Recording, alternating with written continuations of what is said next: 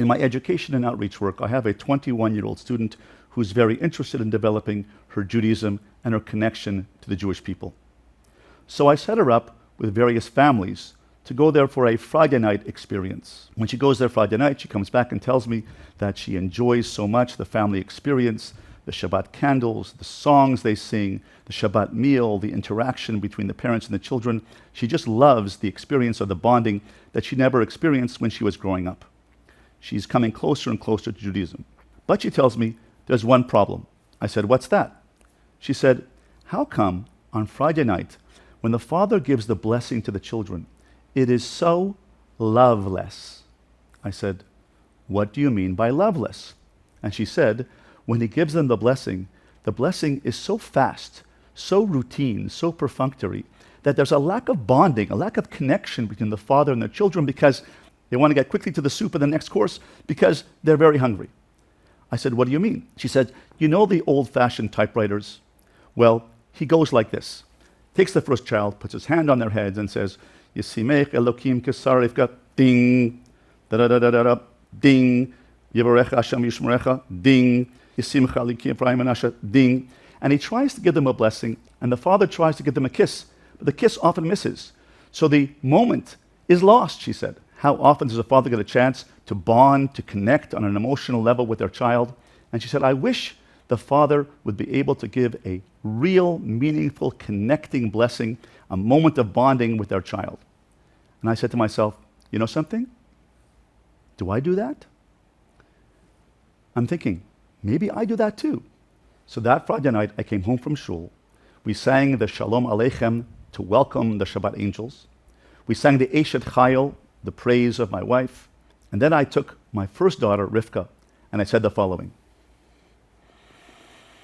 Yisimech Elokim Kisara Rivka Rachel v'Leah Yivarechecha Hashem v'yishmerecha Yair Hashem panav elecha v'yichuneka Yisa Hashem panav elecha v'yasem lecha shalom.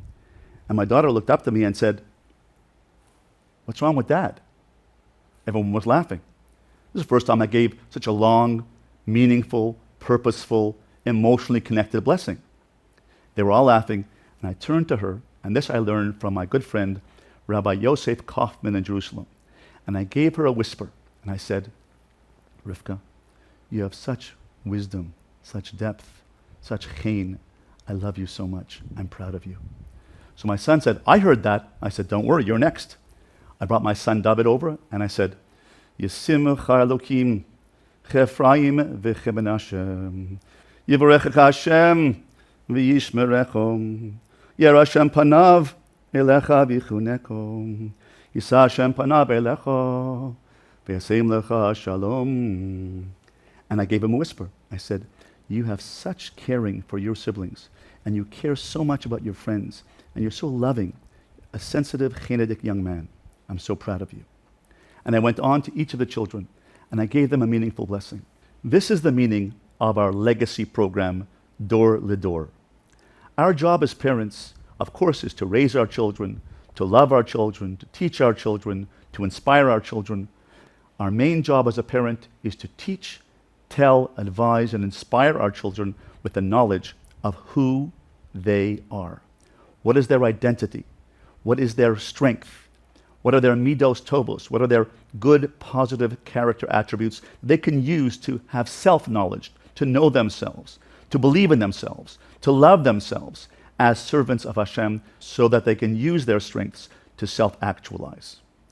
So that is the meaning of our legacy program, Dor Lidor. I want to invite you into our studio so that you can share a message, a legacy message, a spiritual message, to tell your children who they are, to tell them what their strengths are. And this is a spiritual legacy message for all time. And it has to be considered, thought about, reflected upon so that you can give them a meaningful message.